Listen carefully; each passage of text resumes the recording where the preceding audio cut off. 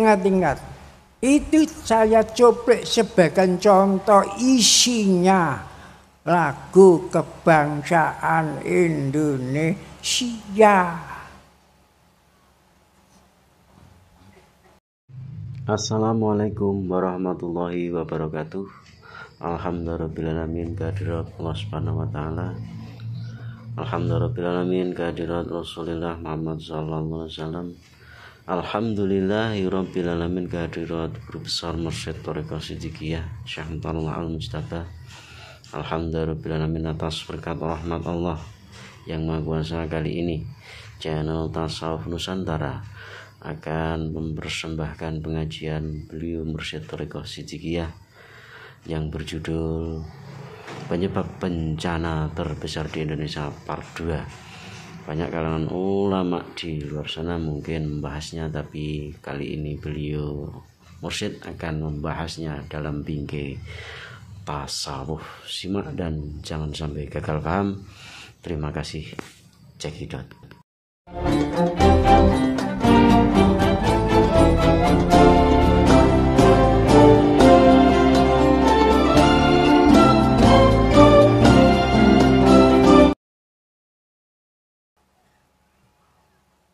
Setelah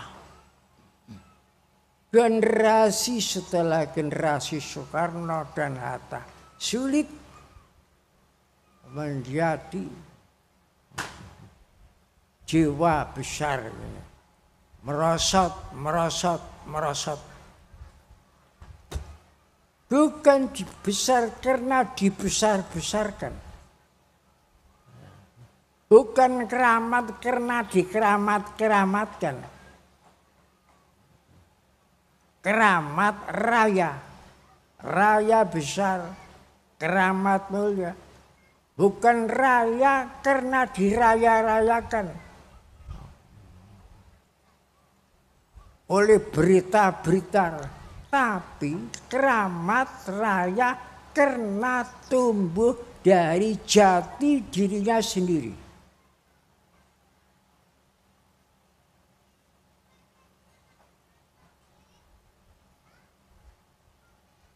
Jika jiwa orang hanya pandai merekayasa,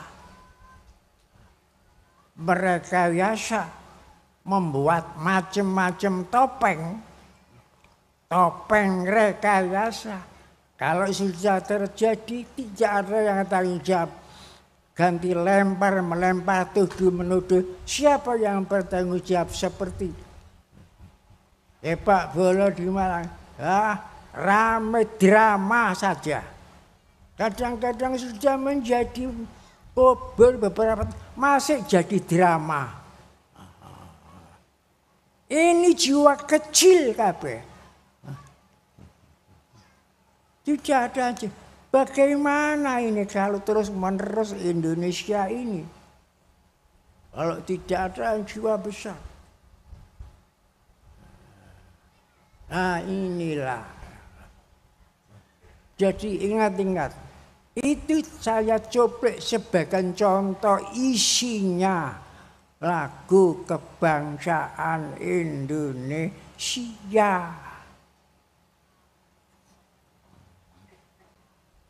Indonesia dan Indonesia Raya. Nah, coba. Jadi yang dimaksud raya itu jiwa raya, jiwa besar. Bukan kekayaan, bukan materi.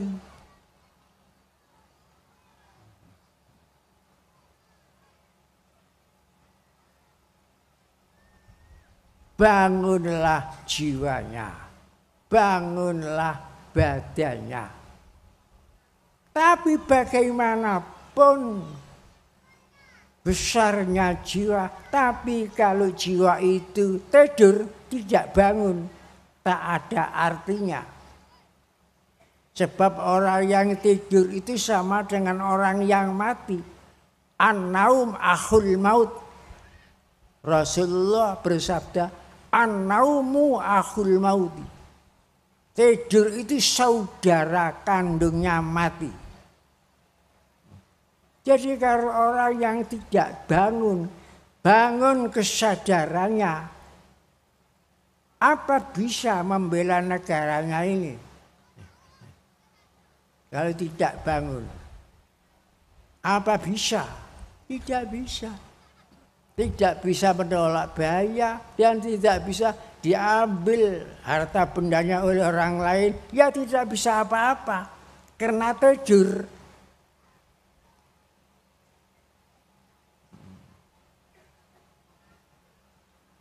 Makanya dari aspirasi hiduplah jiwanya, hiduplah badannya. Badannya ini Indonesia ini. Zahirnya ini badan, tapi ini mempunyai jiwa besar. Dan dari kata jiwa hidup itu kemudian timbul lambang negara Garuda Pancasila. Itu sumbernya dari situ. Garuda Pancasila itu bersumber dari lagu itu.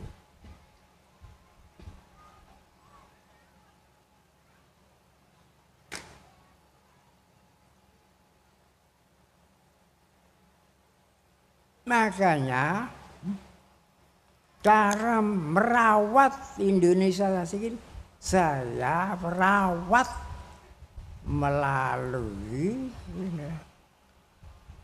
syafaat Rasulullah, karena Rasulullah Nabi besar Muhammad. Semua nabi besar jiwanya, bukan Nabi Muhammad saja, tapi Nabi Muhammad nabi terbesar.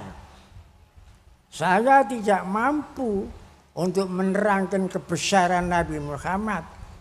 Karena kebesaran Nabi Muhammad sudah diakui yang maha besar. Innaka la'ala khuluqin azim.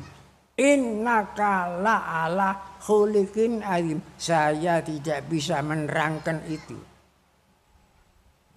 Tidak bisa menerangkan khuluqin azim itu.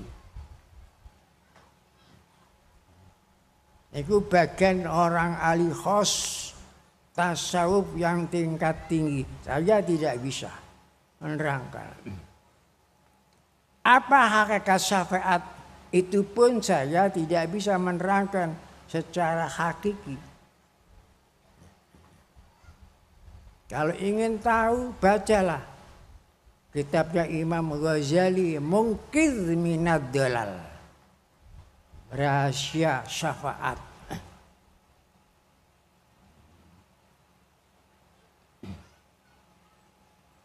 Makanya di situ saya tulis wasilah, wasilatul uzma,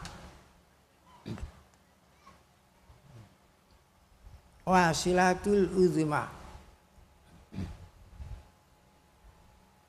Kadang-kadang orang yang tidak senang wasilah, untuk apa doa pakai wasilah?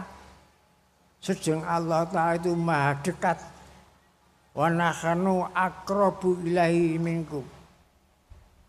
Loh, apa dekatnya Allah itu sama dengan dekatnya benda? Kalau benda satu dekat yang satu tanpa mendekat dekat sendiri, itu kan benda. Nah, kalau orang tidak pakai wasilah itu orang sombong, orang takabur.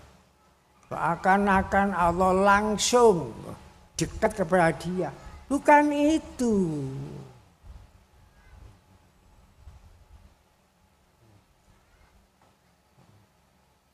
Ojek tasawuf mentawai sudah sombongnya begitu. Tidak pakai wasilah.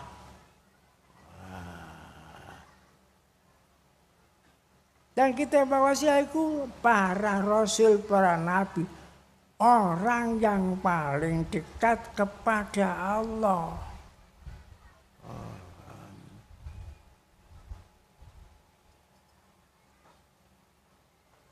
Maka kita pakai wasilah, wasilatul uzma. Dan kita membaca sholawat. Bukan kita hadiah sholawat kepada Nabi. Untuk apa? Nabi itu sumbernya rahmat. Rahmatan lil alamin. Kok akan kita hadiahi? Bukan. Kita wasilah, perantaraan kepada Nabi Muhammad karena ada rahmat khusus hanya diberikan dengan wasilah sholawat kepada Nabi. Kalau tidak itu tidak bisa datang. Bukan rahmat umum, ini rahmat khusus. Makanya itu dalam saya tulis tidak pakai wasahbi, cukup wa ala ali karena keluargaku ali Muhammadin, ali takwa ali Muhammadin. Jadi cukup sudah meliputi wa ala alihi itu. Tapi kita ini menghormati paham yang lain. Tidak berarti kita bertentangan, hanya kita perbedaan paham, bukan pertentangan. Kalau pertentangan mengkhawatirkan permusuhan. Kalau perbedaan itu mengenai hikmah. Maka apalagi kalau kita sedang berbicara di hadapan para pendeta Hindu, pendeta Islam, pendeta Kristen, mungkin saya hati-hati. Jangan sampai nyinggung. Itu angel di hadapan para pendeta-pendeta itu. Ya sehingga saya menggunakan hikmah. Hikmah itu di mana saja adanya, wajib orang mukmin mengambilnya.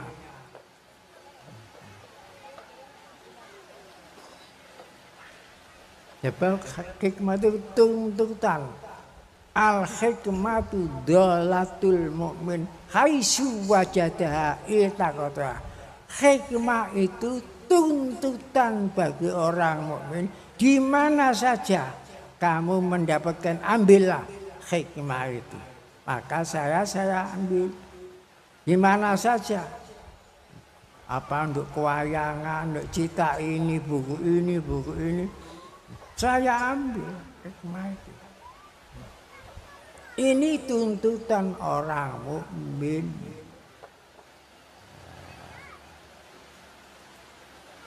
Jadi kita ini diajari oleh Nabiul Hikmah. Nabiul Hikmah. Rasulullah saja, Rasul. Batu'ul azmi waktu mi'raj.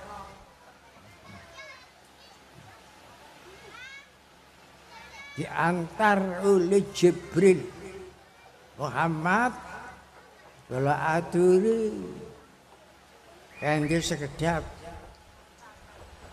ziarah. Napa ziarah niku? Ziarah takon niki kok antes wambu wangi niki gondo sudah 1000 tahun lebih.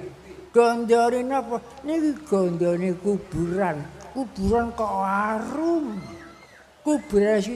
Kuburan Siti Masyitoh, tukang sulune Nabi Ibrahim, tukang sulune Raja Fir'aun. Putrine Raja Fir'aun iki sing nyireni niki Masyitoh. Niki gondone wangi niki. Niku muktabar, ambil barang. Nabi Muhammad kadang diaturi lagi. Aduh, diatur ini bekas karena Nabi Musa ini. Jadi itu Nabi Muhammad sendiri juga wasilah.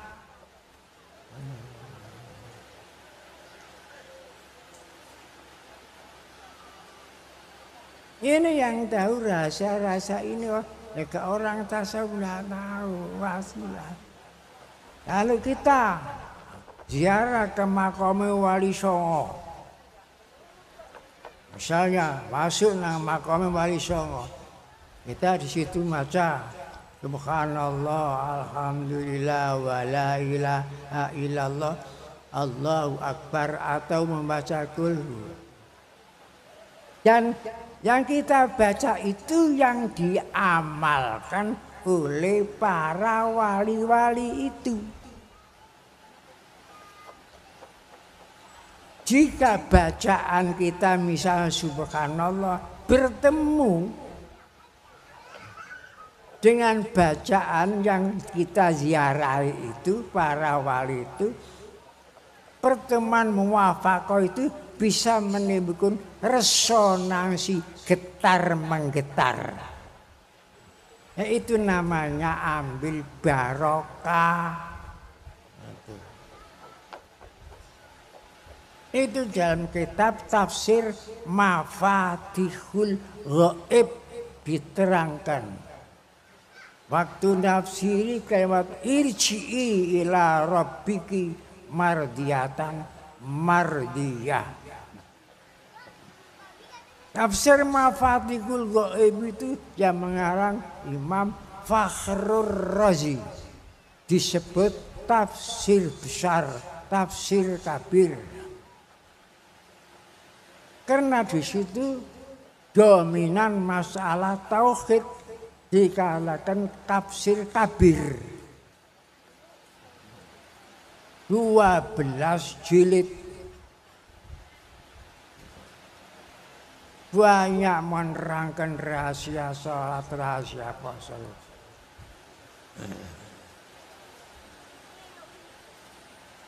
Itu diterangkan. Kalau bacaan kita kepada makomnya para aulia-aulia itu, yang diamalkan oleh aulia-aulia itu seperti yang kita amalkan yang datang itu. Lah itu kalau bertemu muwafaqah, ya itu bisa getar menggetar. Kalau yang datang ke makam aulia itu imannya lebih kuat daripada yang kita ziarahi, maka yang kita ziarahi yang imannya kuat itu bisa mengambil manfaat dari yang hadir yang datang. Kalau yang datang itu imannya lemah, kalah kuat dengan imannya yang dikubur, maka bisa mengambil hikmah imannya kuat itu dari makamnya yang dikubur itu. Itu rahasia ziarah.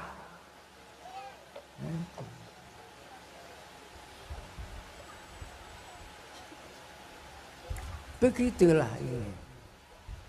Coba itu saja. Indonesia dan Indonesia Raya banyak yang tidak paham. Jadi yang dimaksud itu bukan raya wilayah, bukan gede wilayah, bukan banyak penduduknya, bukan kekayaan, raya jiwanya. Dalam Al-Quran disebut hadzil azim. Wa ma yulaqqaha illal ladzina sabaru wa ma yulaqqaha illa dzu hadzin azim. Jadi itu bukan orang besar dari jati diri, bukan orang besar takabur. Begitu. Bukan itu. Dari jiwanya sendiri.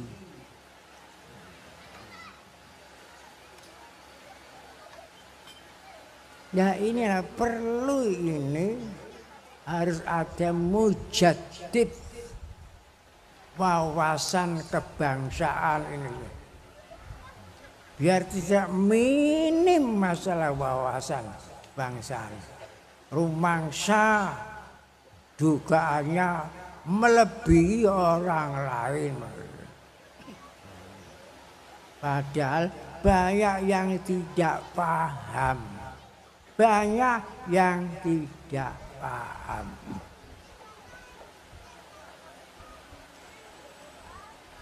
Semua ini mengandung rahasia, mengandung sibghah, disebghah oleh Allah Ta'ala ini.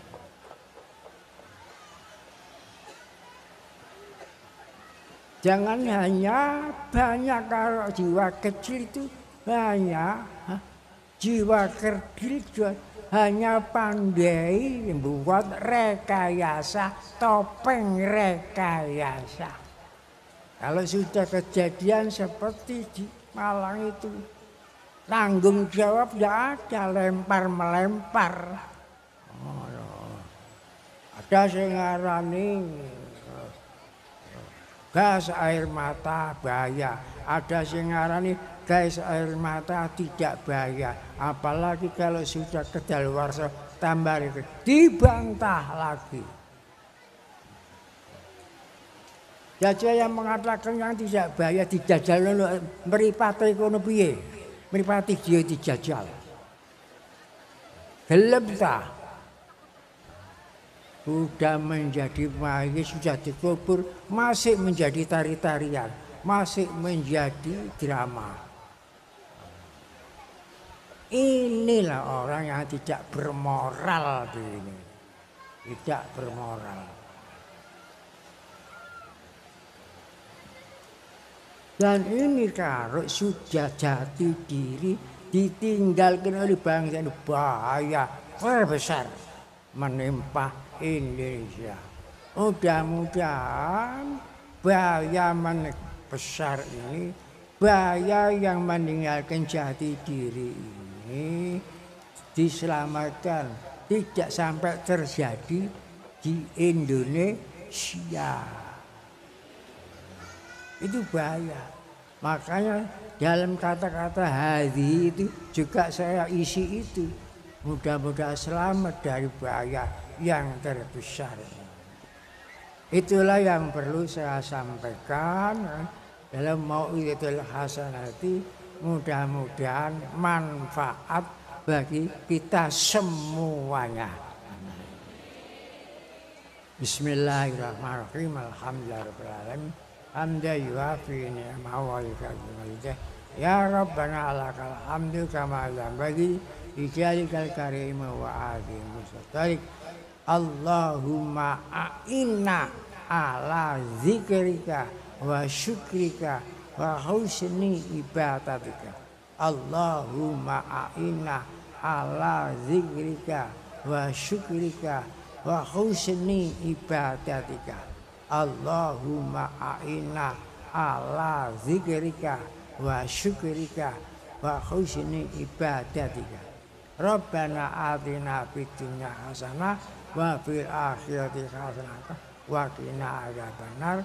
Rabbana la tuzigh qulubana ba'da idh hadaitana wa hab lana min ladunka rahmatan innaka antal wahhab. Allahumma khatim lana bil iman, Allahumma khatim lana bil Islam, bijahi sayyidil mursalin, walhamdulillah rabbil alamin. Wassalamualaikum warahmatullahi wabarakatuh. Demikian tadi sudah kita saksikan bersama Mau'izah Hasanah, pengajian beliau Mursyid Thariqah Siddiqiyah tentang bencana terbesar di Indonesia. Terima kasih sudah menyaksikan dan setia di channel Tasawuf Nusantara. Lain kesempatan kita berjumpa lagi. Wassalamualaikum warahmatullahi wabarakatuh.